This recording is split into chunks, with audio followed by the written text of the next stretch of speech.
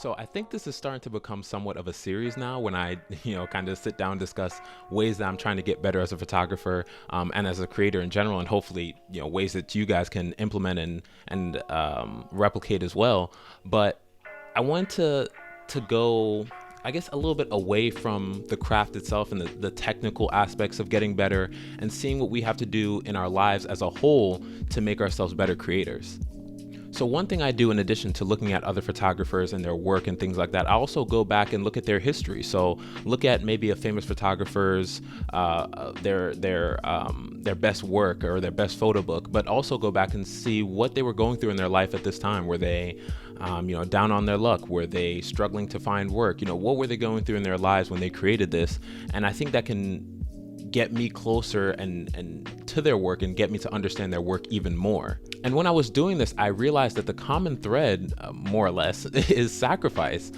So many of these photographers, when we're talking about historically or even just recently, people I'm finding on Instagram, how they got their work to the level it is was a lot of blood, sweat, and tears, honestly.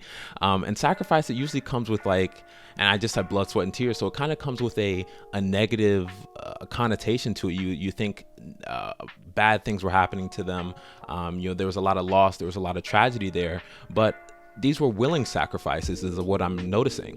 And when I say sacrifices, I don't mean like human sacrifices or anything crazy. I'm just talking about, sacrificing time, sacrificing money, sacrificing time with your loved ones, sacrificing other hobbies or other interests that they had just in the pursuit of the one craft and the one goal they really wanted to achieve.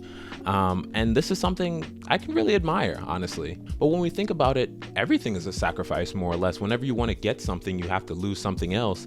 And this brought me back to the idea that I discussed way back when in one of my podcasts, which if I can find it, I'll link it down below. I'm not sure if I'll be able to find it, to be honest, which is the concept of equivalent exchange, which is the idea of giving up one thing to get another thing. So basically sacrifice, more or less. And it's the idea that the universe is kind of governed on this principle that you exchange things of equal or around equal value. It's almost like bartering back in the old days, but you think about it, you pay $200 for a pair of sneakers, you give someone $200 and you get back that pair of sneakers. Well, if you put that into a photography sense, you give 10 years to photography, you really put all you can into that time, and you give it to that craft, and what you get back is the skill set, the ability, the knowledge, and the expertise. But where it gets tricky is that equivalent exchange isn't always equivalent when it comes to creativity and when it comes to an art form. When I give that $200 to get that pair of sneakers, I know I'm getting that pair of sneakers for sure. But I could give 10 years to photography and not become a better photographer. I could give 15, 20, 25. And when you think about it that way, it's a risk. It's not truly equivalent because it's not truly guaranteed, I guess.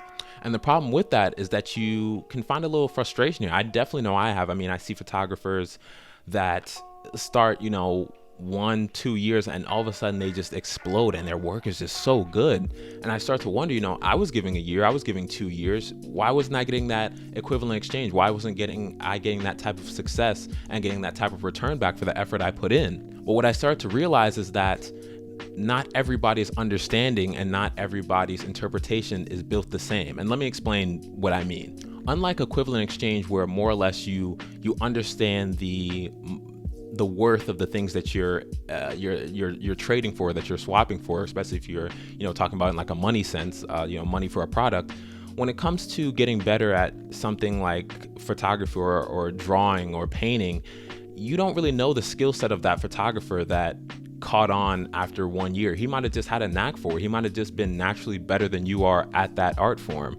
And while that is frustrating, you have to understand that people learn at different rates and people understand things better or worse or somewhere in the middle. So you might be the photographer that just had a lot of trouble understanding rule of thirds and just had a lot of trouble understanding a certain principle with photography that someone can look at, pick up, it makes sense, it snaps in their mind, boom, they get better. And this is all to say that as much as we hope that we are going to, and it's a little depressing, but as much as we hope that the work that we're putting in is going to mean something at the end, and it's going to come out on our side, and we'll be rewarded for the things that the time and the effort we put in, and we'll have that equivalent exchange. It's not guaranteed. It's a hope rather than a fact. And the true test, I think, for creators is to understand this, seriously sit down and think that you might be maybe not wasting time, but you might not be getting out of this what you think you might in the end, I'm talking about. But will you still go forward and create and do your best to reach that end goal? And I think if you can honestly look yourself in the mirror and say, yeah, I'm willing to put in the years and effort of the years and time and effort, and if it doesn't amount to anything, that's fine with me. I think that's the mark of a really good creator, honestly. And if you're someone who's struggling with the idea and you don't think that you can get there, I just want to leave you with this, really. I don't think there's any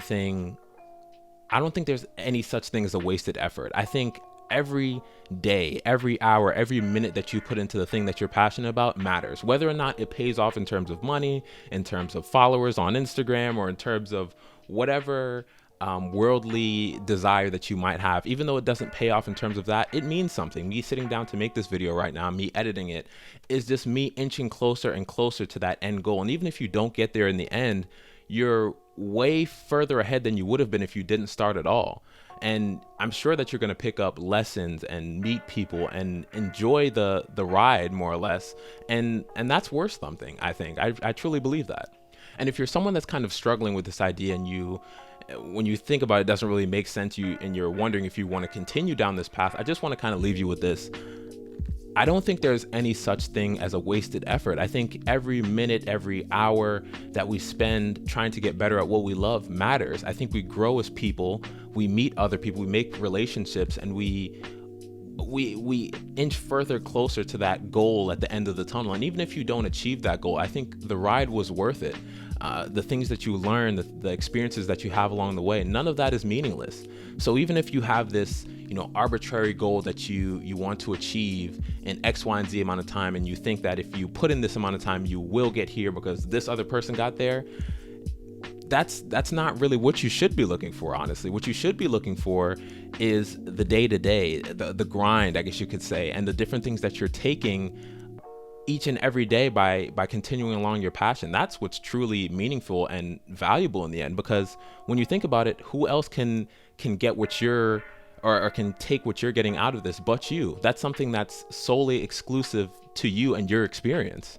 So when you're looking at that person that might have been so much faster than you in their creative development, just think about the things that they're not experiencing and the things that you are experiencing, because it's your unique personal experience. They have theirs, you have yours, and that's something to be happy about in and of itself. Okay, so that was a little bit of a ranty video. Honestly, that may have been a podcast that I just did right there, but I hope you guys enjoyed it. I hope you guys took something from that. And I hope if you were any type of struggling creative in any field, not just photography, of course, maybe that uplifted you a little bit, gave you a little bit more of an insight into how I think of things, for one, and also how I think a lot of people should kind of interpret this whole creative journey that we're on, and just enjoy the ride of it, more or less. But anyway, I'm gonna just stop ranting. Thank you for watching. I'll catch you guys in the next one. Peace out.